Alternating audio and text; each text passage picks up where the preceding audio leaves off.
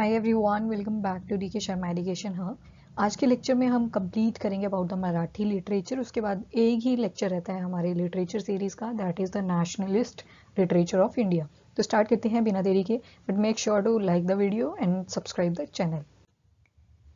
तो मराठी लिटरेचर को स्टार्ट करते हुए चलें बिल्कुल अर्लीस्ट पॉइंट पे। तो वहाँ पे हमें देखने को मिलते हैं एक bhakti Saint, very important point.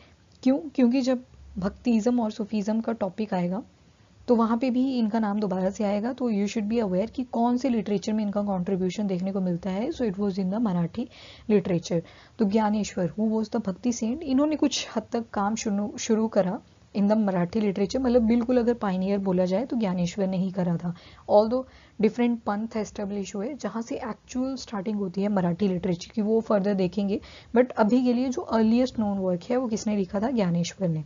अब जो ज्ञानेश्वर हैं ये भगवत गीता के ऊपर एक कमेंट्री लिखते हैं, that was in the Marathi language, hence it become important. क्योंकि जो ज्ञानेश्वर थे, अब भगवत गीता तो पहले से लिखी हुई थी तो संस्कृत में थी, मराठी में किसने कन्वर्ट करा? ज्ञानेश्वर ने। सो ये इंपॉर्टेंट हो जाता है इस पॉइंट से।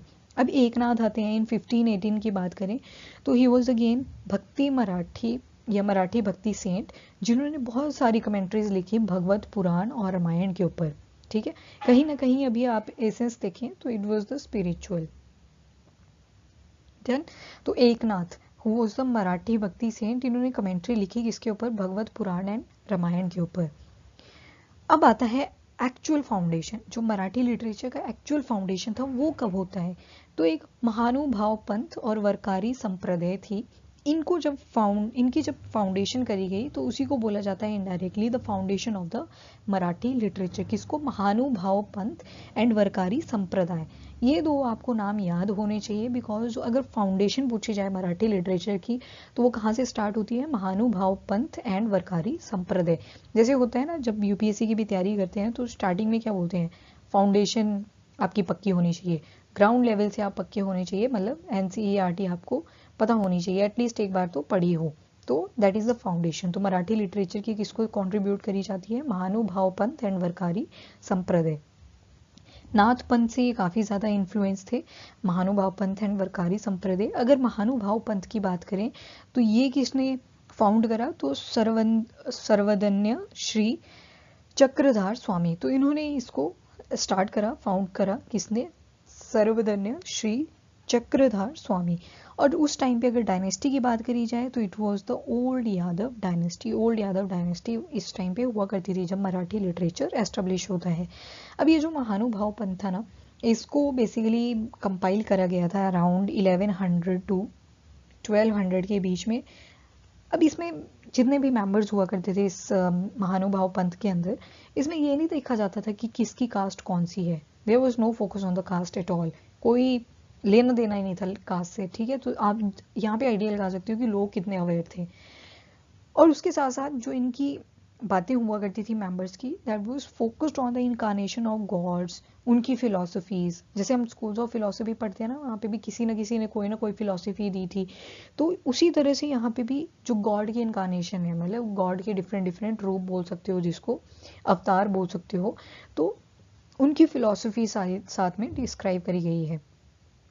और उसके बाद देखा जाए तो जो मराठी लिटरेचर था उसमें जो फीमेल मराठी लिटरेचर इवॉल्व थी, एक फीमेल भी थी, तो उनका नाम था Janabai. She was again the भक्ति सेंट, तो ये भी आपको पता होना चाहिए।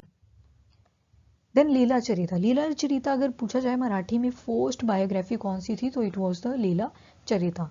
मराठी में लिखी गई, किसने लिखी? मेम भट्ट। और किसकी बायोग्राफी थी? चक्रधार स्वामी, जिन्होंने क्या किया था? महानुभाव सेक्ट या महानुभाव पंथ को सेट करा था। तो उनकी बायोग्राफी किसने लिखी?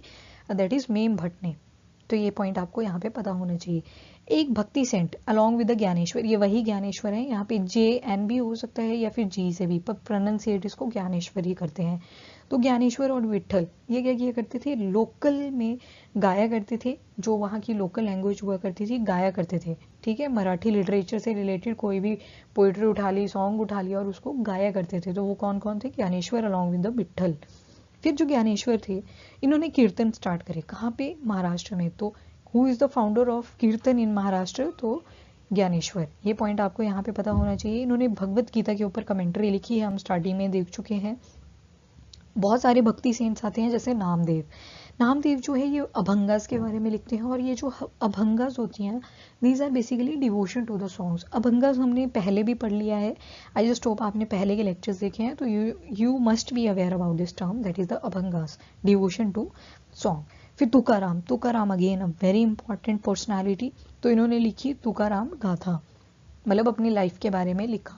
फिर आती है सेना। सेना की कंट्रीब्यूशन याद रखना इज नॉट दैट इंपॉर्टेंट। गोरा, ये भी भक्ति सेंट हुआ करते थे।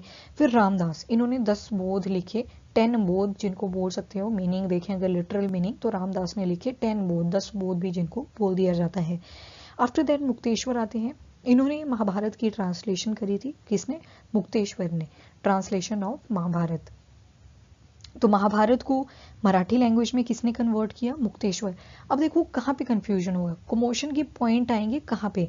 अब महाभारत ना सिर्फ मराठी लैंग्वेज में कन्वर्ट हुआ है, बट बहुत सारी लैंग्वेजेस में हम देख चुके हैं, बहुत सारे लिटरेचर ऐसे हमने पढ़े कि जिसमें ये महाभारत हो गया, रामायण हो गया, उनको कन्वर्ट किया गया था। तो यू शुड बी अवेयर कि कौन सा राइटर कौन से लिटरेचर से एसोसिएटेड है, ठीक है। तभी तो मैंने एक लिटरेचर पे अलग अलग से वीडियो बनाया, सो दैट एक दिन में एक ही करो पर सारे पता हो। तो मुक्तेश्वर ने ट्रांसलेशन करी महाभारत की इनटू मराठी में। देन फिर उसके बाद डिवोशनल सॉन्ग किसने करे? जैसे बाल गंगाधर तिलक आ जाते हैं, तो इन्होंने एक न्यूज़पेपर चलाया केसरी। अब ये बाल गंगाधर तिलक जी जो थे, उन्होंने मराठी में एक न्यूज़पेपर चलाया केसरी। तो इनका जो ये पेपर था ना, वो बेसिकली क्रिटिसाइजर था। किसका क्रिटिसाइजर? ऑब्वियसली उस टाइम पे एक ही प्रॉब्लम चल रही थी, तो वो थी ब्रिटिशर्स। तो उनसे रिलेटेड उनको क्रिटिसाइज किया जाता था, जो भी वो पॉलिसीज चला रहे थे और जो भी वो रास्ते अपना रहे थे लॉ एंड ऑर्डर में, तो वो सारे किसने मेंशन करे? बाल गंगाधर तिलक। इनकी कौन से न्यूज़पेपर में? केसरी।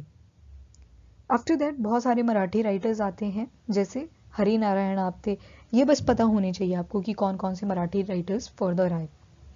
फिर विस चिपलुंकर, इनकी आपको कॉन्ट्रीब्यूशन याद रखने की ज़रूरत नहीं है, बट इतना पता होना चाहिए कि मराठी से ये एसोसिएटेड है। फिर आते हैं केसा वसूत। उसके बाद इनके कंटेम्प्रेरी, अगर नॉर्थ इंडिया में देखा जाए और सेंट्रल इंडिया में देखा जाए, तो कंटेम्प्रेरी देखें तो M G Ranade, G T Madholkar and K T Telang. So this is all about your Marathi literature. I just hope आपको ये साथ में लर्न भी हुए। और अब इसके बाद हम करेंगे nationalist literature in the next video. उसी के साथ आपका ये कंप्लीट हो जाएगा topic about the literature. I think total 32 videos बनी हैं लिटरेचर से ही रिलेटेड, बट बहुत ही ज़्यादा शॉर्ट हैं, 7 मिनट मैक्सिमम होंगी, और मिनिमम देखें तो 5 या 4 मिनट की होंगी, ठीक है। तो they are worth to spend your time, और आई जस्ट होप आपको याद होगी हैं, ठीक है, बिकॉज ईजी है और इतना टफ नहीं है अगर आप थोड़ा थोड़ा करके इनको कंप्लीट कर रहे हो। सो this is it, thank you and have a nice day.